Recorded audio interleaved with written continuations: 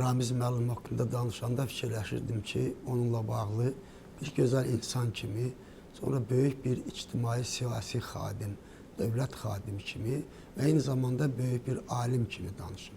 Amma görürsünüz, bu qaldırdığım məsələlərin biri haqqında belə Ramiz müəllimə bağlayıb danışmaq lazım olsa, doğrudan da çox çətin bir vəzifədir. Bütün bunlarla bağlı hər tərəfli, ətraflı Ramiz müəllim səviyyəsində fikir bildirmək üçün gərək elə Ramiz müəllim qədər yaşayıb onun həyat yoluna tanış olasan. Doğrudan da çətin vəzifədir. Onu demək istəyirəm ki, ilk növbədə Ramiz müəllim ümumiyyətlə bugün Azərbaycan, müasir Azərbaycan tarixinin elə bir ki, böyük bir hissəsidir. Özü də bir sənnaməsidir. Onun əsərləri bir tərəfdən Azərbaycanın son bir 50-60 ildə keçdiyi yolun səlnaməsidir. Amma bundan əlavə Ramiz müəllim özü bu yolu keçərək, bütün mərhələləri keçərək bu yolla gəlib indiki vəziyyətə çıxmışdır. Hər şeydən əvvəl Ramiz müəllim gözəl insandır, həssas bir insandır. Hər tərəfli hər şeyi düşünən, atdığı addımı bir neçə dəfə fikirləşib, onun indi və sonra hansı tutaq ki, addımların atılmasına, hansı nəticələr gətirib çıxarmasına böyük fikir verən bir insandır. Bu isə əslində şərq müdrikliyini özündə əks etdirən bir xüsusiyyətdir. Eyni zamanda səbirli bir insandır. Yəni düşünürəm ki, böyük, təcrübəli, ictimai siyasi xadim üçün bu çox vacib bir, belə deyək də, xüsusiyyətlərdən biridir. Buna hamısı da heç nail ola bilmir, bu hamıya nəsib ola bilmir. Bugünkü dünyamız niyə belə bir mürəkkəb dövrə gəlib çıxıb, o dövlət başçılarından, rəhbərlərdən çoxunun heç səbri yoxdur əslində. Bu nöqteyi nəzərdən Ramiz müəllim ümumiyyətlə bu keçdiyi illər ərzində doğrudan da Azərbaycanın inkişafına çox böyük töhfə vermişdir.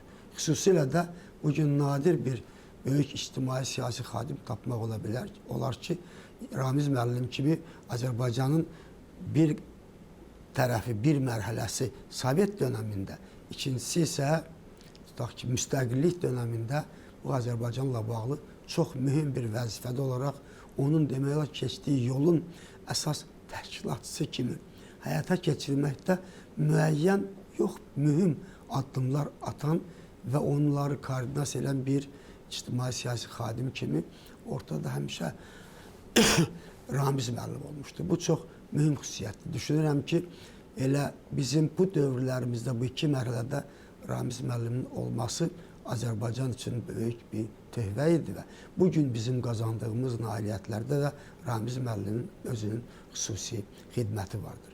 Bütün bunlara nail olmaq asan deyil. Mən Ramiz müəllim dedim, böyük bir insandır. Bunu həm də ona görə deyirəm ki, onun yalnız işdə yox, tutaq ki, işdə də bu administrasiya rəhbəri olmaqla təkcə administrasiyada olan işlərin koordinasiyası yox, eyni zamanda respublikada bu qədər böyük fəaliyyət sahəsində əsas bir, demək, belə deyək ki, məmur kimi Ramiz müəllim bunların hamısından çox zaman bir ailə üzvləri kimi dar çərçivədə olsa da münasibət göstərib. Tutaq ki, mənim özüm həm bunu öz üzərimdə hiss eləmişəm, həm də ümumiyyətlə mənim ətrafımda olan digər, tutaq ki, şöbə müdürləri, müəyyən vaxtda administrasiya rəhbərinin müavinləri, prezident köməkçiləri, eyni zamanda nazirlər, müəyyən şirkətlərin, müəyyən qurumların rəhbərləri ilə münasibətdə biz həmişə bir yerdəyik, görürük, gələndə, gedəndə. Onlarla danışıqlar, söhbətlər, o söhbətlər zamanı qəbul edilən qərarlarda Ramiz müəllim həmişə sanki bir, belə deyək də, bir təşkilatın, bir qurumun üzvləri ilə olan bir ailə üzvləri kimi addımlar atmışdır. Bu isə çox mühüm bir xüsusiyyətdir. Çünki insanlar yalnız belə söhbətdən sonra qarşısında duran vəzifənin nə qədər böyük məsuliyyət üzərində qurulduğunu, onu yerinə yetirməklə bağlı üzərində nə qədər məsuliyyət olduğunu hiss eləyir insan və o addımları atır. Düşünürəm ki, bu nöqteyi nəzərdən Ramiz müəllimi xüsusi fövqəladə bir, belə deyək də, xarakterə belə deyim, malik olan insan kimi qəbul etmək lazımdır. Mən bu nöqteyi nəzərdən Ramiz müəllim öz ailəsində kiçik hallarda, belə deyim, az vaxt olsa mən onun ölkədən kənarda olsun bir dəfə ailə üzvləri ilə bir yerdə olanda müəyyən tədbirlər görmüşəm. Ailə üzvlərinə olan münasibətlərini tutaq ki, bu administrasiyada olan onun əlinin altında işləyənlərlə olan münasibətlərdən çox zaman seçmək çətin olur. Bu bir tərəfdən çətin bir şeydir bunları oxşatmaq bir-birinə. Amma digər tərəfdən onun özünün daxili aləmindən, onun bu işlərə səmimi münasibətindən gəlir. Bunlardan bir tərəfi də bunlar ona görə Ramiz müəllim nail olur ki, o öz əqidəsinə və özünün belə deyək də ideallarına, bugünə qədər formalaşmış ideallarına çox sədaqətli bir insandır. Ramiz müəllimin özü bir dəfə yazılarının birində, ya intervyuların birində deyib ki, mən dünyanın bəlkə də ən xoşbəxt adamıyam ki, mən Heydər Əliyev kimi bir böyük şəxsiyyətlə, dünya səviyyəsində böyük şəxsiyyətlə bir yerdə olmuşam, işləmişəm. Onunla bir işləməyi özümə bir məktəb kimi sayıram. Doğrudan da bu nöqteyi nəzərdən Ramiz müəllimdən bugün heç müqayisə oluna bilən ikinci bir şəxsiyyət, ikinci bir məmur, ikinci bir başqa alim olsun, insan olsun tapmaq çətin ola bilər. Bunun özü, belə deyim ki, sanki o, mən bayaq dedim, əqidə, ondan sonra özünün idealları, bax bu yolda formalaşmış ideallardır və ona görə də elə ümumi lider bizdən belə gəlib fiziki cəhətdən ayrılandan sonra Ramiz müəllim həmən o idealların həyata keçməsi üçün bir məmur kimi, bir böyük, təcrübəli və məsləkli, əqidəli, ictimai, siyasi xadim kimi bu yolu davam etdirmiş və elə məhz bu vəzifəsində bu yoldan uğurlu addımlarımızın indiki Azərbaycanın, Bakının, ölkəmizin indiki vəziyyətə gəlib çıxmasına çox böyük xidmət göstərmişdir. Bilirsiniz, biz indi adətən bu proseslərin içərisində yaşamışıq. Azərbaycanın son 15-20 ildə keçdiyi proseslərin içərisində yaşadığımız üçün o proseslərin nə dərəcədə böyük əhəmiyyətə malik olduğunu, nə dərəcədə belə deyək də möcüzəli xarakter daşıdığını bilmirik. Kənardan gələnlər, mən buna çox tez-tez təsadüf edirəm. Tutaq 3 aydan, 5 aydan, 1-2 ildən bir Azərbaycanı, Bakını görən insanlar həddindən artıq bunu bir fövqəladə dəyişiklik kimi qəbul edirlər. Möcüzə kimi necə ola bilər? Bir neçə ayın içərisində bu qədər dəyişiklik olub.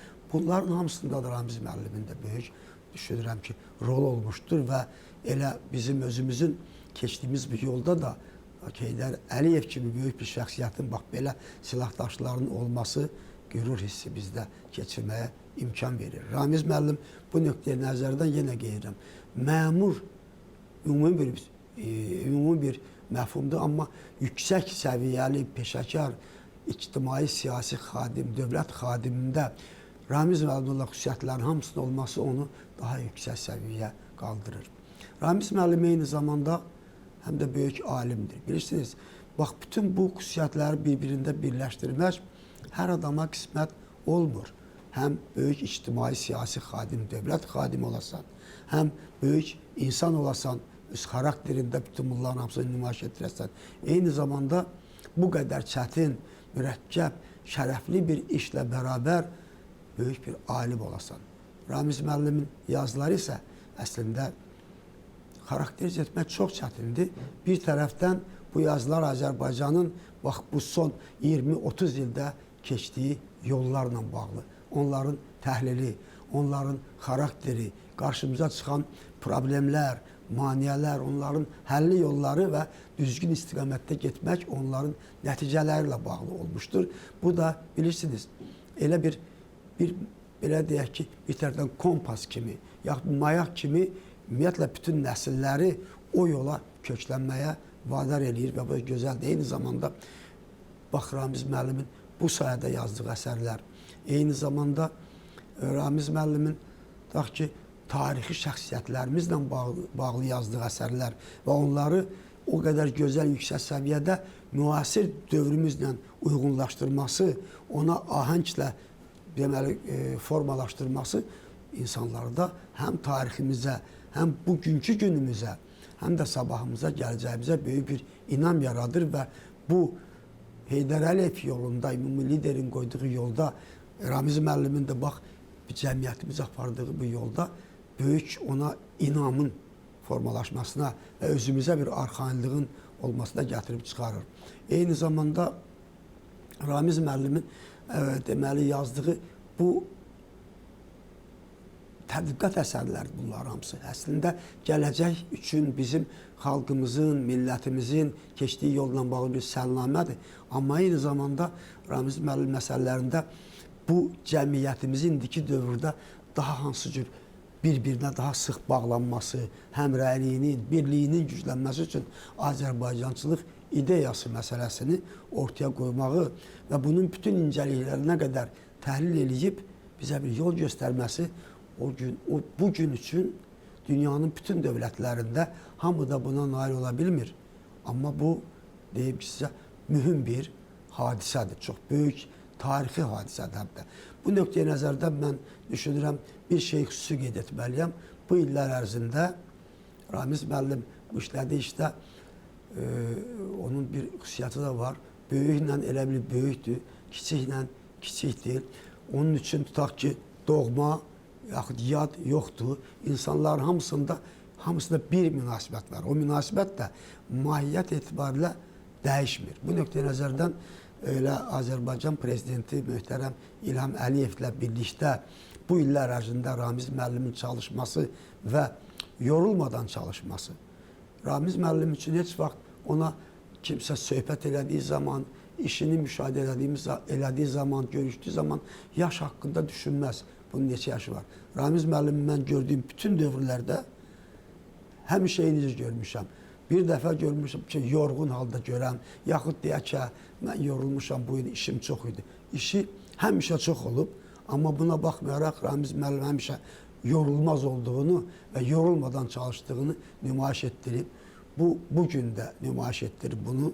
Mən düşünürəm ki, şeirimi onunla bitirə bilərəm ki, Ramiz müəllim qarşısında da çox böyük işlər var, çox böyük işlər olacaqdır. Mən ona belə möhkəm can sağlığı arzulayıram və o öz əqidəsi ilə, o öz, belə deyək də, o milli dəyərlər ki var, onun özünün o ideyaları ki milli var, onlarla birlikdə bundan sonra da Azərbaycanımızın, bu dövlətimizin, dövlətçiliyimizin bu müstəqillik yollarında uğurla davam etməsində öz töhfəsini bundan sonra da versin, yorulmadan davam etsin və belə olan halda biz öz məqsədimizə, öz sabitliyimizə, təhlükəsizliyimizə, davamlı inkişafımıza qovuşaraq daha möhkəm olacaq, daha uğurla irəliləyəcəyik.